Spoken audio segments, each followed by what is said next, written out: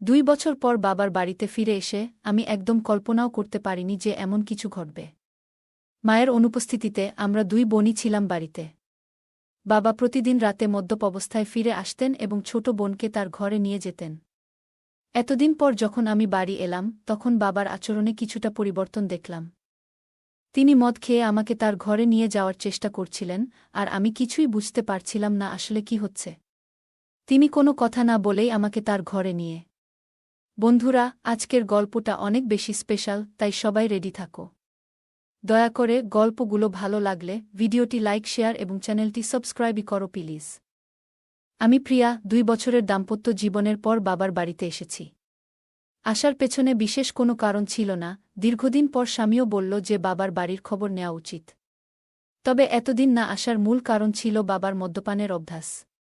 কিছুদিন আগে বাবার ফোন পেয়ে এই সিদ্ধান্ত নিলাম। বাবা জানালেন তিনি মদ ছেড়ে দিয়েছেন। তার মলিন মুখ দেখে এবং ছোট বোন তানিয়ার সাথে দেখা করার ইচ্ছা হল। তানিয়া আগে হোস্টেলে ছিল, এখন একাদশ শ্রেণীতে পড়ে এবং মাত্র 2-3 মাস হল বাড়ি ফিরেছে। বাড়িতে এসে বাবা আমাকে জড়িয়ে ধরলেন, যেন একটু বেশি স্নেহ দেখাচ্ছিলেন। তানিয়া দেখা করতে এলো, তবে তার মুখে কিছুটা অস্বস্তি ছিল। তানিয়া বাবাকে পানি দিতেও ভয় পাচ্ছিল, যা দেখে আমি বিস্মিত হলাম। জানি না সে কবে থেকে এতটা ভয় পেতে শুরু করেছে, বিশেষ করে বাবা তো এখন মদও ছেড়ে দিয়েছেন। সেদিন দাদু, বাবার বন্ধুর বাবা, আমাদের বাড়িতে এসেছিলেন। তাদের পরিবার আমাদের খুব ঘনিষ্ঠ। বাবার বন্ধু মারা যাওয়ার পর দাদু নিয়মিত আসতেন, বাবাকে মদ ছাড়তেও তিনি উৎসাহ দিয়েছিলেন। সেদিন বাবা দাদুর সাথে বাইরে গিয়েছিলেন। যখন বাবা ফিরে এলেন তখন তার মদ্যপ অবস্থায় দেখে আমি বিস্মিত হলাম। দাদু বললেন, মেয়ে, তোমার বাবার খেয়াল রেখো। তাকে কতবার বলেছি মদ ছেড়ে দিতে, কিন্তু আজ সে মদ্যপানের কারণ হিসেবে বলল যে তার মেয়ে 2 বছর পর বাড়ি এসেছে। আসলেই তোমার বাবা খুব জটিল মানুষ। আমি যখন বাবাকে তার ঘরে পৌঁছে দিতে যাচ্ছিলাম তখন তিনি আমাকে এমনভাবে ধরে রাখলেন যেন আমি তার স্ত্রী।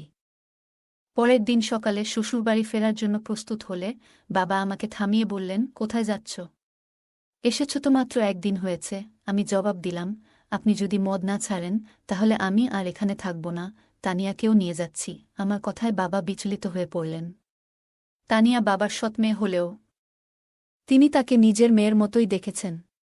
মায়ের মৃত্যুর পর বাবার দ্বিতীয় বিয়েতে তানিয়া আমাদের জীবনে আসে। আমি তানিয়াকে সবসময় নিজের ছোট বোনের মতোই ভালোবেসেছি। বাবার প্রতিশ্রুতি অনুযায়ী আমি আরও কিছুদিন থাকার সিদ্ধান্ত নিলাম। 1-2 দিন পর আমি তানিয়াকে নিয়ে বাজারে গেলাম। তার জন্য অনেক সুন্দর পোশাক এবং মেকআপের সামগ্রী কিনলাম। বাড়ি ফিরে আমি তানিয়াকে বললাম নতুন পোশাকগুলো পরে দেখতে। একটি পোশাক তাকে বিশেষ সুন্দর লাগছিল। আমি তাকে সাজতে বললাম, আর নতুন পোশাকে সে অপূর্ব লাগছিল। তার এই রূপের কিছু ছবি মোবাইলে তুলছিলাম। ঠিক তখনই বাবা বাড়ি ফিরে এলেন। বাবা তানিয়াকে দেখে মুগ্ধ হয়ে গেলেন। তিনি কাছে এসে তার কাঁধে হাত রেখে বললেন, আমার তানিয়া এখন অনেক বড় হয়ে গেছে, কত সুন্দর দেখাচ্ছে। তবে বাবার কথায় তানিয়া কোনো প্রতিক্রিয়া ছিল না। মনে হচ্ছিল বাবার হাত তার কাঁধে রাখাটা সে একদমই সহ্য করতে পারছে না, আর সঙ্গে সঙ্গে সেখান থেকে সরে গেল। সেই রাতে আমি আর তানিয়া এক ঘরে শুয়েছিলাম। হঠাৎ ঘুমের মধ্যে দেখি তানিয়া কাঁদছে। প্রথমে ভাবলাম হয়তো কোনো দুঃস্বপ্ন দেখেছে, তাই ঘটনাটা এড়িয়ে গেলাম। কিন্তু কিছুদিন পর আবার দেখলাম একই ঘটনা। তানিয়া রাতে কাঁদছে। প্রতিদিন কি আর কেউ এত দুঃস্বপ্ন দেখে? তখন থেকেই আমার মনে সন্দেহ জাগতে লাগল। সেই রাতেই তাকে জাগিয়ে জিজ্ঞেস করলাম, তানিয়া, কি হয়েছে? তুমি কেন কাঁদছ? সে বলল, কিছু না, হয়তো কোনো খারাপ স্বপ্ন দেখেছি। তার কথা শুনে আমারও ঘুম চলে গেল। কিছুক্ষণ আমি নৈশ বাতির আলো বসেছিলাম। হঠাৎ আমার দৃষ্টি পড়ল তানিয়ার দিকে। সে ঘুমের মধ্যে পাশ ফিরে শুয়েছিল। আমি খেয়াল করলাম তার শরীরের কিছু অস্বাভাবিক পরিবর্তন। আমার মনে হল বিয়ের 2 বছর পেরিয়ে গেলেও আমার শারীরিক অবস্থায় তেমন কোনো পরিবর্তন আসেনি। কিন্তু তানিয়ার ক্ষেত্রে ব্যাপারটা সম্পূর্ণ আলাদা ছিল। তার শারীরিক পরিবর্তনগুলো স্পষ্ট ছিল। বাড়িতে ফিরে আমি লক্ষ্য করলাম তানিয়া সবসময় ঢিলেঢালা পোশাক পরছে এবং নিজেকে আড়াল করে চলেছে। তখন বুঝতে পারলাম এর পেছনে নিশ্চয়ই কোনো কারণ আছে। মাত্র 17 বছরের একটি মেয়ের শরীরে এত পরিবর্তন কিভাবে হলো তা ভেবে আমি অবাক হলাম। কৌতূহলী হয়ে আমি তার কলেজের কয়েকজন বন্ধুর সাথে কথা বলি এবং জানতে চেষ্টা করলাম তানিয়ার কি কোনো বিশেষ বন্ধু আছে। সবাই এক কথায় জানালো যে তানিয়া মোটেও সে ধরনের মেয়ে নয়। সে কখনোই দায়িত্বহীন ছিল না, তবে সমস্যা কোথায় তা আমার বুঝতে হবে। সেই রাতে যখন আমি ঘুমাচ্ছিলাম, হঠাৎ দেখি বাবা ঘরে এসে তানিয়াকে নিয়ে বাইরে চলে গেলেন। আমি সবকিছু চোখের আড়াল থেকে দেখছিলাম, কিন্তু কিছু বলতে পারলাম না। অনেকটা সময় পার হয়ে গেল, তানিয়া তখনও ঘরে ফিরছিল না। অবশেষে যখন সে ফিরে এলো, আমি খেয়াল করলাম তার হাঁটা স্বাভাবিক নয়, সে বেশ অস্বস্তি নিয়ে চলাফেরা করছে। পরের দিন দুপুরে যখন তানিয়ার কলেজ থেকে বাড়ি ফিরল, তখন আমি সরাসরি তাকে জিজ্ঞাসা করলাম, রাতে তুমি বাবার সাথে কোথায় গিয়েছিলে? সে বলল, বাবা ক্ষুধার্ত ছিলেন তাই তাকে খাওয়াতে গিয়েছিলাম। তানিয়ার এই ব্যাখ্যা আমার ঠিক মনে হল না। তখন আমি সরাসরি তানিয়াকে জিজ্ঞেস করলাম, তানিয়া, তুমি বাবাকে কেমন মনে করো? তিনি কি তোমাকে কোনোভাবে বিরক্ত করেন বা তোমার বয়সের তুলনায় বাসার ভারী কোনো কাজ করতে বলেন? তানিয়া দ্রুত বলল, না না, বাবা তো আমার খুব যত্ন নেন। তারপর সে নিজের ঘরে চলে গেল। আমার বাবা এখনও বেশ তরুণ দেখতে ছিলেন। তার বয়স এখনও ৫০ও পেরোয়নি। আমি দেখেছি তিনি সকালে নিয়মিত ব্যায়াম করেন এবং তানিয়াকেও সঙ্গে ডেকে নেন। কিন্তু তাদের মধ্যে কি চলছে তা আমি বুঝতে পারছিলাম না। একদিন হঠাৎ আমার ননদ ফোন করলেন। তিনি তানিয়ার জন্য একটি সম্পর্কের প্রস্তাব নিয়ে কথা বললেন। আমি তাকে জানালাম যে তানিয়া মাত্র ১৭ বছরের মেয়ে। তখন তিনি বললেন, প্রস্তাবটি খুব ভালো, ছেলে প্রতিষ্ঠিত। নন্দের কথায় আমি ছেলের পরিবারের সাথে যোগাযোগ করলাম এবং তাদের বাড়িতে আমন্ত্রণ জানালাম। যখন তারা তানিয়াকে দেখলেন, ছেলের মা বললেন, আপনার বোনের বয়স কি সত্যিই ১৭? দেখুন, এই মেয়ের শরীর এবং বয়সে বড় পার্থক্য রয়েছে।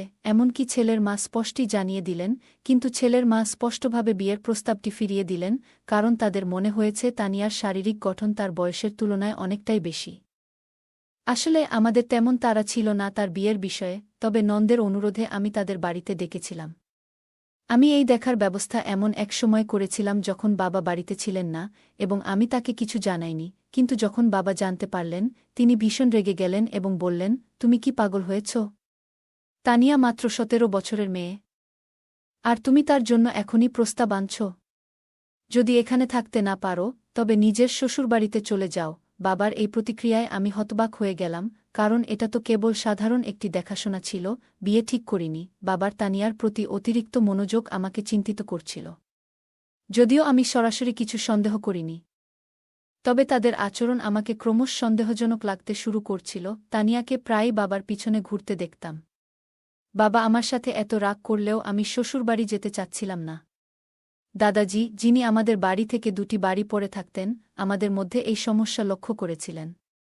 তিনি বাবাকে বোঝানোর চেষ্টা করলেন যে মেয়ের সাথে এমনভাবে কথা বলা উচিত নয়। কিন্তু বাবা কারও কথা শোনার মতো অবস্থায় ছিলেন না এবং রেগে নিজের ঘরে চলে গেলেন। তার পেছনেই তানিয়া এক গ্লাস পানি নিয়ে ঘরে ঢুকে গেল, যেন বাবার প্রতি তার অতিরিক্ত খেয়াল ছিল। দাদাজি আমাকে বললেন, প্রিয়া, যদি তোর বাবার এই আচরণ পছন্দ না হয়, তুই নিশ্চিন্তে শ্বশুরবাড়ি চলে যা। আমি এখানে দুজনেরই খেয়াল রাখব।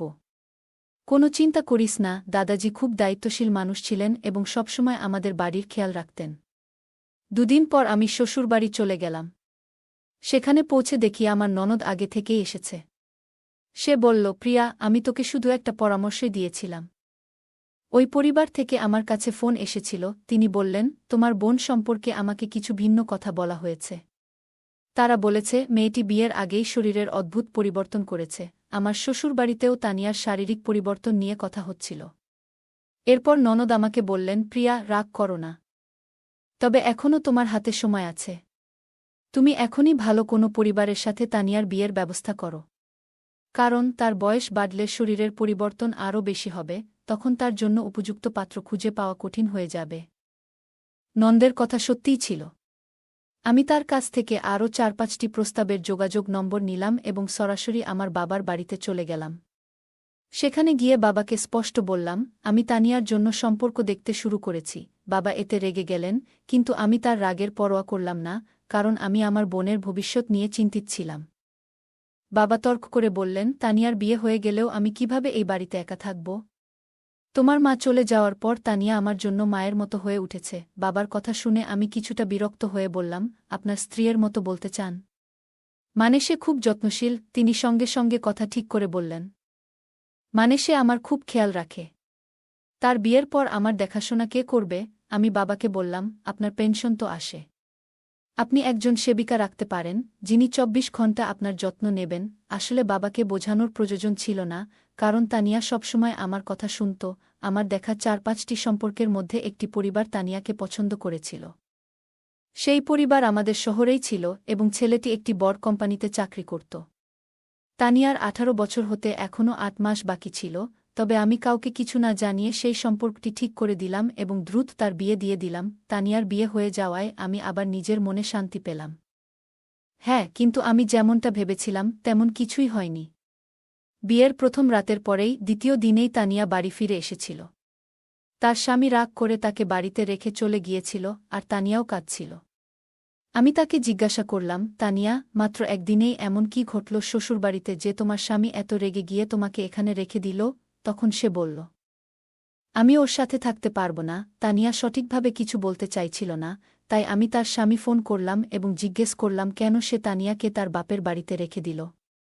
তখন তার স্বামী বলল, তোমার তানিয়া প্রথম রাতেই কিছু অশোভন কথা বলেছে। যখন আমি তার কাছে গিয়েছিলাম সে বলল, আমি তোমার সাথে মানিয়ে নিতে পারব না। আমি শুধুমাত্র আমার বাবার সাথে অভ্যস্ত। মাত্র ১৭ বছরের একটি মেয়ে এমন কিছু বলবে, তা শুনে আমার কাছে অদ্ভুত লেগেছে। এছাড়াও আমরা জেনেছি যে তানিয়া গত কয়েক মাস ধরে তার বাবার সাথে একা বাস করছে। কিন্তু ব্যাপারটা এখানেই শেষ নয়, সে তার আসল বাবা নন।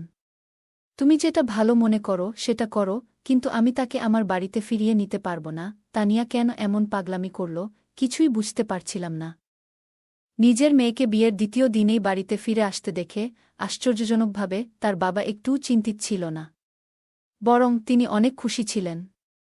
গত কয়েকদিন ধরে তিনি রাতে তানিয়াকে তার ঘরে ডাকতেন এবং বসাতেন। কিছুদিন পর আমার সামনেই তিনি তানিয়ার জন্য কিছু পোশাক কিনেছিলেন, যা তার দেহের মাপে যথেষ্ট ছোট ছিল। তখন তানিয়া সেই পোশাকগুলো পরেনি, কিন্তু রবিবার আমি যখন আমার বান্ধবীর বাড়ি গিয়েছিলাম, সেখান থেকে ফিরে এসে আমি দেখলাম যে তানিয়া সেই ছোট পোশাক পরে বাড়ির মধ্যে ঘুরে বেড়াচ্ছে। আমার চোখ অবাক হয়ে গিয়েছিল, কারণ সে তার বাবার সামনে ছোট পোশাক পরে হাঁটছিল। বাবা যেভাবে তাকে দেখছিলেন সেটা দেখে আমি সাথে সাথেই তানিয়ার হাত ধরে তাকে আমার ঘরে নিয়ে গেলাম এবং বললাম, তানিয়া, এখন তুমি আর ছোট নেই, একবার নিজেকে আয়নায় দেখো। বাবার সামনে এমন ছোট পোশাক পরে ঘুরে বেড়ানো ঠিক নয়। তানিয়া আমার কথাগুলো শান্তভাবে শুনল, কিন্তু কোনো উত্তর দিল না। সেদিন রাতে আমি ঘুমাচ্ছিলাম। তখন হঠাৎ আমার মনে হলো যেন কেউ আমাকে ধাক্কা দিয়েছে। ঘুম ভেঙে দেখি পাশে তানিয়া নেই। আমি তাকিয়ে দেখলাম সে ঘর থেকে বাইরে যাচ্ছিল। আমি তার পেছনে পেছনে গেলাম এবং দেখলাম সে বাবার ঘরের সামনে দাঁড়িয়ে আছে। আমি পেছন থেকে ডাকলাম, তানিয়া, এত রাতে কোথায় যাচ্ছ? কিন্তু সে আমার কথার কোনো উত্তর দিল না। এমনকি আমার দিকে তাকালো না। আমি তার সামনে এসে দাঁড়ালাম এবং তখন বুঝলাম তানিয়া আসলে ঘুমের মধ্যে হাঁটছিল। পরের দিন সকালে আমি তাকে জিজ্ঞেস করলাম, তানিয়া, তোমার কি ঘুমের মধ্যে হাঁটার সমস্যা আছে? সে বলল, আমারও ঠিক জানা নেই, আমি রাতে ঘুমের মধ্যে হাঁটি, কিন্তু কিছুই মনে থাকে না। আমরা যখন কথা বলছিলাম তখন আমার স্বামীর ফোন এলো। তিনি কয়েকদিনের মধ্যে আমাকে নিয়ে যেতে আসবেন বলে জানালেন। তানিয়া এই কথোপকথন শুনে আমাকে যেতে দিতে একদম রাজি ছিল না। ঠিক সেই মুহূর্তে দাদু সেখানে এসে হাজির হলেন। ৭ বছর বয়স হলেও দাদু এখনও বেশ শক্তিশালী ছিলেন। আমাদের কথাবার্তা অনেকেই শুনছিল। দাদু তানিয়াকে বললেন, তুমি শ্বশুরবাড়িতে থাকতে চাও না, কিন্তু তোমার বড় বোন তোমার মতো নয়। তার অনেক দায়িত্ব আছে। বাপের বাড়ি মেয়েদের জন্য অল্প সময়ের জায়গা। তাকে তার দায়িত্ব পালন করতে হবে, তাকে বাধা দিও না। দাদু তানিয়ার কাঁধে হাত রেখে কথা বলছিলেন, কিন্তু হঠাৎ তানিয়া দাদুর হাত ঝেড়ে ফেলল এবং বলল, আমাকে অযথা উপদেশ দেবেন না। সে আমার বোন, তার সাথে কি কথা বলতে হবে সেটা আমি নিজেই দেখে নেব। আপনি নিজের বিষয়টা দেখুন। তানিয়ার এমন অদ্ভুত আচরণ আমারও ভালো লাগেনি। কয়েকদিন পর আমার স্বামী আমাকে নিতে আমার বাপের বাড়িতে এলো। তানিয়া তার জামাইয়ের কাছে কিছুদিনের জন্য বাড়িতে থাকার জেদ ধরল। আমার স্বামীও তানিয়ার জেদ দেখে রাজি হয়ে গেলেন। আমার স্বামী আমাকে বলল, প্রিয়া, তুমি গত কয়েকদিন ধরে বাপের বাড়িতে আছো। এই সময়ে তোমার বোনের সাথে অনেক কিছু ঘটেছে। তুমি একবারও তার সাথে এ বিষয়ে কথা বলেছ? আমি বললাম, এ নিয়ে কথা বলার কি আছে? যা হচ্ছে সবই সে নিজের ইচ্ছেতে করছে। আমার কথা শুনে স্বামী শুধু মাথা নাড়ল, কিছু বলল না। সেদিন রাতে আমরা একসাথে ঘুমাতে গেলাম, আর তানিয়া তার বাবার ঘরে ঘুমাচ্ছিল। পরের দিন আমরা সবাই ছোট্ট একটি ট্রিপে যাওয়ার পরিকল্পনা করেছিলাম। সকালে উঠে দেখলাম তানিয়া বাবার ঘর থেকে বের হয়নি। আমি বাবাকে জিজ্ঞেস করলাম, তানিয়া কোথায়? বাবা বলল, বাড়ির মধ্যেই কোথাও আছে। তাকে খুঁজতে খুঁজতে আমি ছাদে গেলাম। সেখানে দেখলাম তানিয়া এক কোণে বসে কাঁদছে এবং বারবার তার পেট চেপে ধরছে। আমি বললাম, তানিয়া, তোমার কি পেট ব্যথা করছে? তুমি এখানে একা বসে আছো কেন? সে কোনো উত্তর দিতে চাচ্ছিল না। আমি আবার বললাম, তানিয়া, তুমি তো তোমার জামাইকে এখানে থাকার জন্য জেদ করেছিলে। তোমার জামাই পুরো ট্রিপের আয়োজন করেছে। আমরা বাইরে ঘুরতে যাচ্ছি, আর তুমি এখানে কাঁদছ। ঠিক করে বলো, কি হয়েছে তোমার? আমি যখন কথা বলছিলাম, হঠাৎ তানিয়া আমাকে জড়িয়ে ধরে আরও জোরে কাঁদতে শুরু করল। সে বলল, দিদি, আমি কোথাও যেতে চাই না, তুমি বাবাকে নিয়ে যাও। আজ আমি আমার স্বামীকে ভীষণ মিস করছি। তানিয়া হঠাৎ করে তার স্বামীকে কেন এত মনে পড়ছে সেটা আমি বুঝতে পারছিলাম না। আমি তানিয়ার কথা কিছুতেই বুঝতে পারছিলাম না, তাই তাকে ঘরে নিয়ে এলাম। ঘরে এসে সে নিজের ঘরে ঢুকে চুপচাপ হয়ে গেল। তখন আমি বাবাকে বললাম, তানিয়ার শরীর হয়তো ভালো নেই, কাল তাকে নিয়ে বাইরে ঘুরতে যাব। বাবা সেদিন ছুটিতে ছিলেন, কিন্তু হঠাৎ মনে পড়ল জরুরি কিছু কাজ বাকি আছে।